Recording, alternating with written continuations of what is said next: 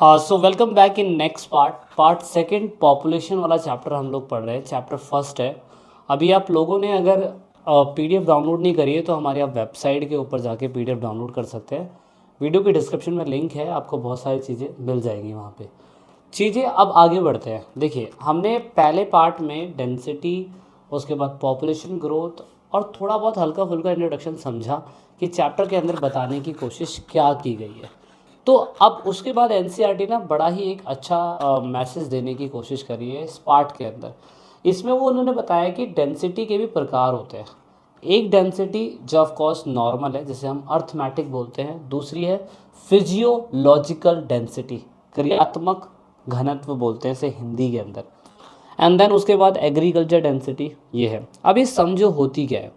सबसे पहले तो अगर हम अर्थमेटिक डेंसिटी को निकालें तो सिंपल शब्दों में ये होता है कि टोटल पॉपुलेशन को टोटल एरिया से डिवाइड कर दो, ये पूरे इलाके की हमें डेंसिटी समझ में आती है। जैसे भारत की 2011 के स्टैटिक्स के अनुसार जो थी वो 382 थी। 2022 में 21 में ही डेटा आ गया था, लेकिन कोरोना लगा था, तो आपको मिल जाएगा एनसीईआरटी की बुक में। नई बुकें जो प्रिंट हुई हैं उनमें आपको देखने को मिलेगा। अब बात सारी ये होती है कि अगर डेंसिटी पूरे भारत की बदलती है तो इसमें दूसरे टाइप की भी डेंसिटी होती है, जैसे कि फिजियोलॉजिकल डेंसिटी। अब ये डेंसिटी क्या होती है? ये डेंसिटी होती है कि टोटल पॉपुलेशन को डिवाइड कर दो उस केवल उस जगह से जहाँ पर एग्रीकल्चर होता है, यानी कि नेट कल्टिवेटेड एरिया। इससे हमें ये पता चल जाता है कि टोटल पॉपुलेशन जो है वो टोटल नेट कल्टिवेटेड एरिया में कितने हिस्से पे उसको खाने को मिल पा रहा है।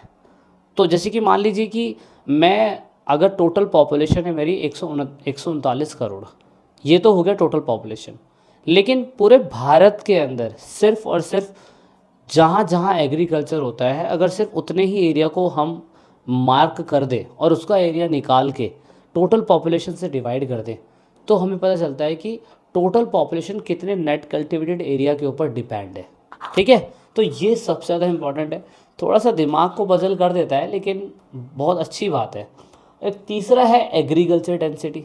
अब एग्रीकल्चर डेंसिटी में क्या होता है कि टोटल एग्रीकल्चर की पॉपुलेशन कितनी है और उसको नेट कल्टिवेटेड एरिया से डिवाइड कर दो। अब ये क्या है, इसे समझते हैं। देखिए, इन दोनों के अंदर वो जनसंख्या आ रही है जो एग्रीकल्चर के काम में लगी भी है और नहीं भी लगी है, दूसरी एक्टिविटी भी कर रही है। लेकिन एग्रीकल्चर डेंसिटी वाले में हम सिर्फ और सिर्फ उन्हीं जनसंख्या को ले रहे हैं, हम सिर्फ उन्हीं लोगों को ले रहे हैं जो एग्रीकल्चर के ही काम में लगे हुए हैं। ज़्यादातर यूपी, उत्तर प्रदेश, बिहार, जहाँ जहाँ पे भी एग्रीकल्चर हो रहा है, हमने सिर्फ उन्हीं जनसंख्या को उठाया और उसके बाद हमने पूरे भारत का नेट कल्टिवेटेड एरिया जो है उससे डिवाइड कर दिया।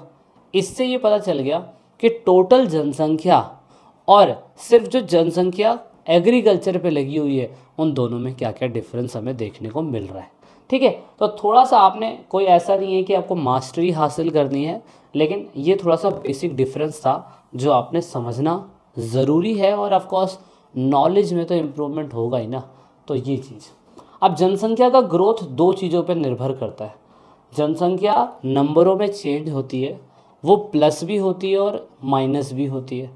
तो जहाँ प्लस हो रही है उसे पॉजिटिव चेंज बोल दिया, ऋणात्मक बोलते हैं उसे ऋणात्मक बदलाव, ऋणात्मक वृद्धि, धनात्मक वृद्धि, पॉजिटिव को।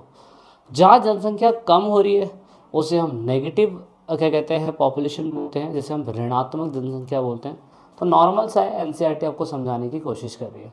अब ऐसा कहा जाता है कि किसी भी प्लेस की जनसंख्या का बदलना एक चीज़ पर निर्भर नहीं करता है।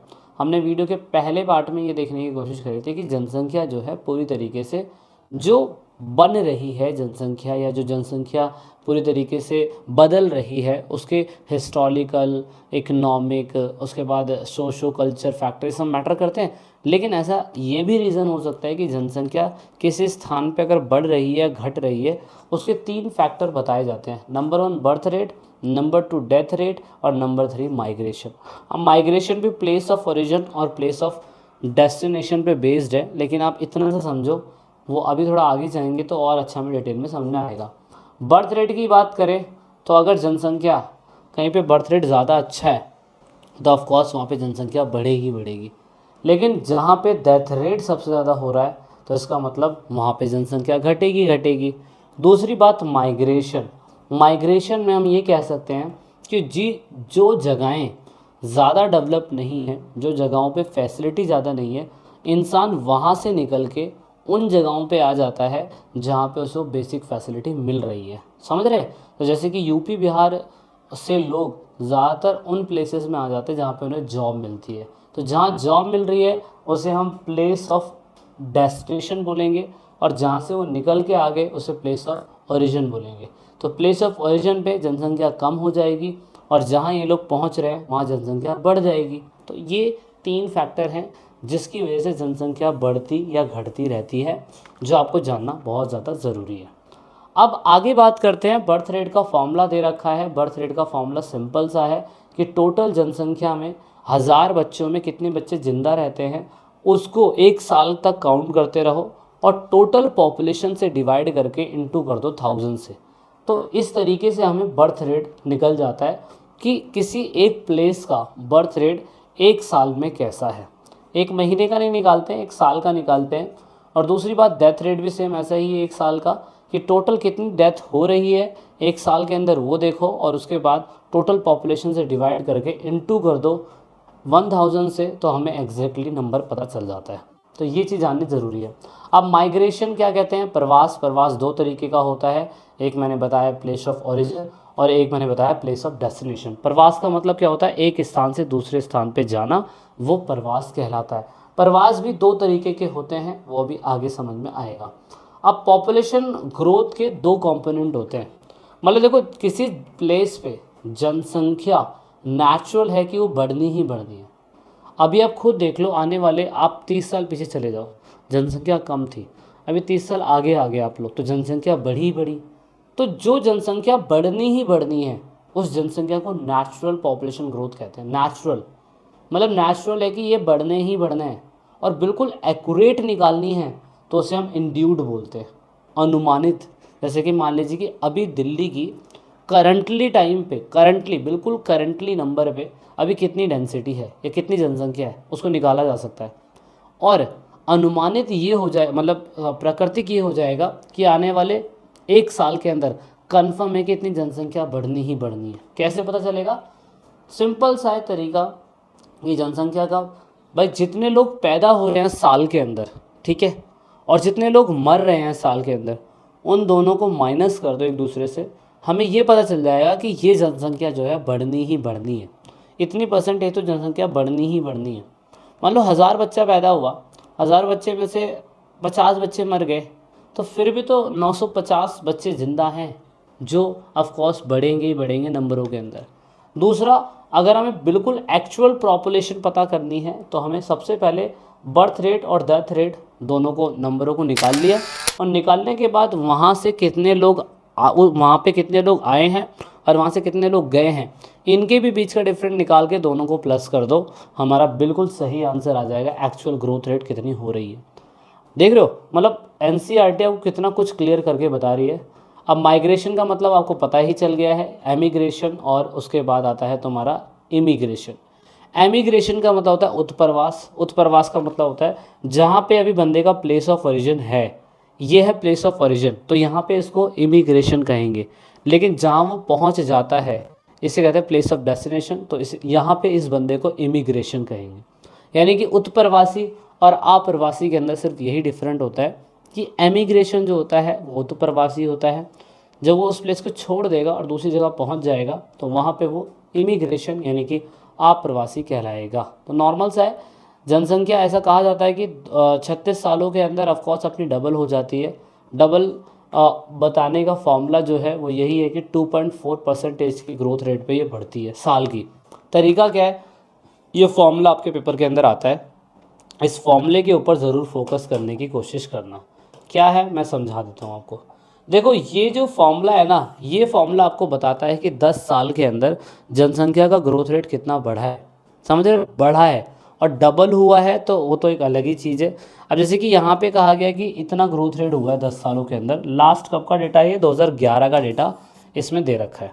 कैसे पता करेंगे, पता ये करेंगे एब्सोलूट नंबर कितने, मतलब ये देखो P2 का मतलब होता है population of the present year. Present year जैसे कि मान लीजिए कि 2011 की ये पॉपुलेशन है, ठीक है, 2011 की ये पॉपुलेशन है, बेस पॉपुलेशन 2001 है, इसे कहते हैं P1, और P1 से इसको डिवाइड कर दो, इंटू कर दो 100 से, ग्रोथ रेट पता चल जाएगी।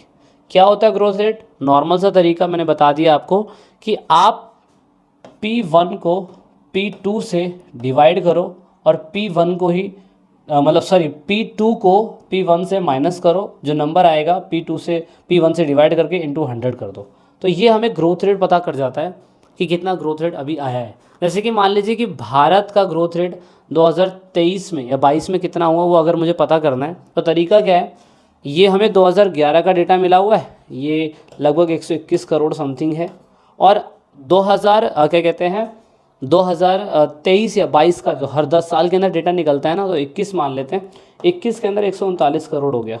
तो यानी कि ये प्रेजेंट टाइम पे पॉपुलेशन है तो इसे P2 बोला जाएगा, और ये लास्ट ईयर की पॉपुलेशन थी तो इसको P1 बोला जाएगा। तो आप क्या करोगे, P2 को P1 से डिवाइड और माइनस कर दोगे, और माइनस करने के बाद ही P1 को जो आंसर आएगा उससे डिवाइड कर दोगे और इंटू कर दोगे 100 से, तो आपको ग्रोथ रेट पता चल जाएगी। कैलकुलेशन करके देखना है एक बार, प्रैक्टिकली आपको पता चलेगा, फ़ोन पे ही चाहे आप करके देख लो तो आपको एग्जैक्टली परसेंटेज का ग्रोथ पता चल जाएगा। क्या करो, 2021 का डेटा निकालो ऑनलाइन, और उसके बाद इस वाले डेटा से प्लस माइनस करके इस फॉर्मूले से देखो कि ग्रोथ रेट का परसेंटेज कितना आया है, और मुझे कमेंट करके बता दो, ठीक है, कमेंट कर दो इस बार कि कितना इसका परसेंटेज आया, और मैं ये समझ जाऊँगा कि आप लोग सच में इन चीज़ों को फॉलो कर रहे हो, ठीक है, मैं समझ जाऊँगा कि आप लोग इन चीज़ों को फॉलो कर रहे हो। नेक्स्ट आगे बढ़ते हैं। डेमोग्राफिक ट्रांजिशन का मतलब ये होता है कि रूरल और अर्बन प्लेस के अंदर जनसंख्या जो है कैसे बढ़ रही है या किस स्टेजेस पे चेंज हो रही है, उसे हम डेमोग्राफिक साइकिल कहते हैं, ठीक है। यहाँ पे हिंदी में लिखा है जनसंख्या चक्र। ये होता क्या है इतना डिटेल में नहीं जाना है हमें, ये वाला पार्ट जो है ये नेक्स्ट उसमें मिलेगा हमें, मैंने इसके अंदर डाल दिया, लेकिन बस मेरे को ये बताना था आप लोगों को कि जनसंख्या जो बढ़ी है या जनसंख्या का ग्रोथ रेट जो बढ़ा है उसमें 3 स्टेजेस बता रखे हैं।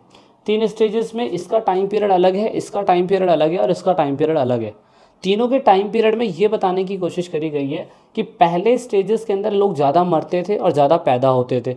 दूसरे स्टेजेस में बताया हुआ है कि लोगों के मरने की संख्या जो है वो कम हो गई, लेकिन पैदा अभी भी लोग हो रहे हैं। और यहाँ पे थर्ड स्टेज पे आके जनसंख्या जो है स्टेबल होनी चालू हो गई। कारण बस थर्ड स्टेज का ये है कि यहाँ पे लोग पढ़े लिखे हो गए, मेडिकल केयर अच्छा हो गया, ये वाली चीज़ें। तो ये डिटेल में पढ़ेंगे हम लोग आने वाली वीडियो में।